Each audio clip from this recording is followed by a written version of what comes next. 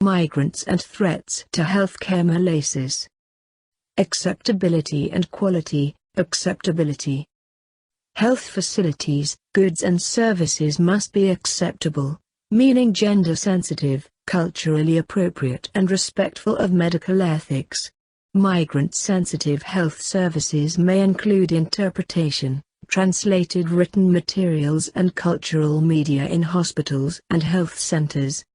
Introducing these services can assist in tackling language and cultural barriers, both of which can have negative effects on care and prevention services, treatment plans and appropriate follow-ups, as well as avoid misunderstandings, for example when a patient relates his or her symptoms, or mistranslations, which may result in delayed care, medical errors, or, as a worst-case scenario and even death. Quality. Health facilities, goods and services must be scientifically and medically appropriate and of good quality.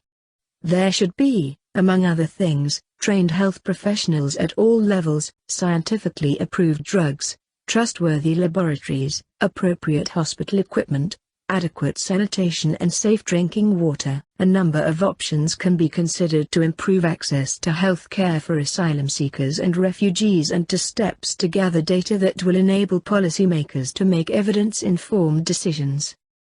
Practical support to facilitate access to services could be provided through removal of any legal restrictions on access to health care for asylum seekers and refugees.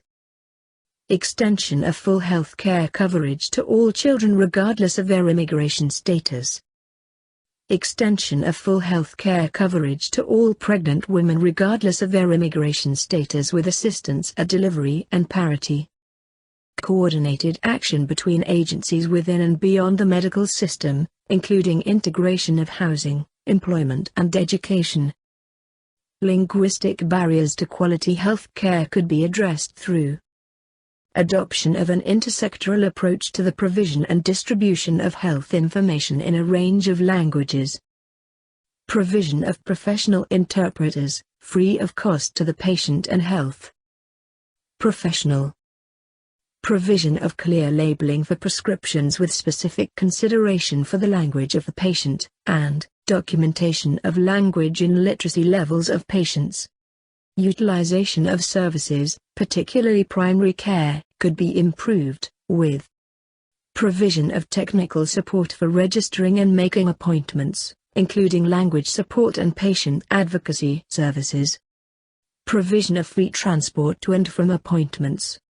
Assessment of the long-term health impact of initiatives relating to integration in housing, employment and education. Understanding of the correlation between integration policy and good health outcomes in maternity and mental health. Development of non-stigmatizing concepts for research and monitoring, and address of migrants' own priorities and where these may be at odds with those of professionals,